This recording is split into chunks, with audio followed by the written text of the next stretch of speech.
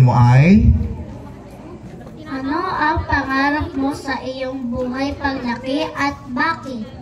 Ang question number 1, audience, pwede mag-request. Habang sumasagot po ang mga candidates natin, huwag muna kayong tumili o humiyaw dahil ma-out of focus ang ating mga candidates. Of course, kailangan dito sa Q&A compose ang mga bata. Ready ka na ba? Ano bang pakiramdam ni candidate number 1 tonight? Kinakabahan ba? Natural lang yan. Pag hindi ka na kinabahan, dun kakabahan ng nanay at tatay mo. Alright? Sige. So, ano yung question ulit, PJ? Let me see it. Ano ang pangarap mo sa iyong buhay, paglaki, at bakit? Ang pangarap mo po sa aking buhay paglaki ay pulis. Kagaya po ng aking mama at papa.